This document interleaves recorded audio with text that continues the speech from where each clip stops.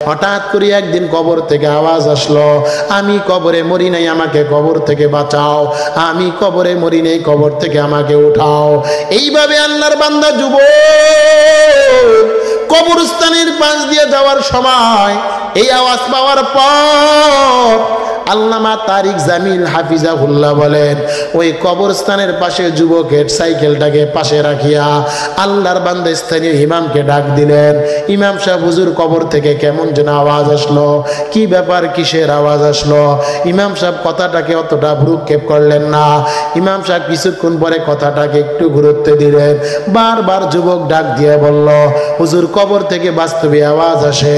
ইমাম সাহেব বললেন, বাস্তবে আওয়াজ আসে? তাহলে চলো কোন কবর থেকে আওয়াজ আসে। আল্লাহর বান্দা যুবকের কথা শ্রবণ করার পর আল্লাহর বান্দাকে সাথে নিয়ে ইমাম সাহেব এলাকার মুরব্বী বাবাদেরকে সঙ্গে নিয়ে কবরস্থানের পিছনে দিয়া কবরস্থানের গেট দিয়ে কবরস্থানের ভিতরে ঢুকিয়ে যায়।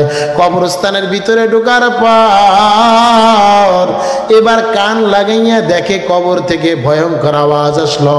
কি আওয়াজ আসলো এতটুকু বোঝা যায়, আমি কবরের জগতে মরি নাই, আমাকে কবর থেকে উঠাও। এরে পর্দার অন্তরালের মা, আয়াতের জিন্দেগিতে বিপদে পড়ছো, তুমি তোমার স্বামীকে পাইছো, তুমি তোমার বড় ছোট সন্তানগুলাকে পাইলা, কিন্তু কবরের জগতে বিপদে পড়লে কাউকে তোমার পাশে পাওয়া যাবে না। আল্লাহর বান্দি কবর থেকে বলল, আমি কবরে মরি নাই, আমাকে কবর থেকে উঠাও। গভীরভাবে কান লাগাইয়া যখন গভীরভাবে শুনতে লাগলো, দেখলো বাস্তবে কবর থেকে ভয়ঙ্কর আওয়াজ আসতে লাগলো। এই কথা শ্রবণ করার পর আল্লাহর বান্দা যুবক এবার ইমাম সাহেব বললেন, কবরে একটু মাটি সরাও। মাটি সরাইয়া কিছু বাদ যখন সরানো হইল, এবার আওয়াজ আরো বেশি আসতে লাগলো। কবর থেকে বললো, আমি মরি নাই, আমাকে উঠাও। কিভাবে উঠাইব বলো? আল্লাহর বান্দি ডাক দেয়, আমাকে একটা কাপড়ের ব্যবস্থা করে দাও, আমি মরি নাই, আমাকে একটা কাপড়ের ব্যবস্থা করে দাও। বাইরে থেকে একটা কাপড়ের আয়োজন করা হইল।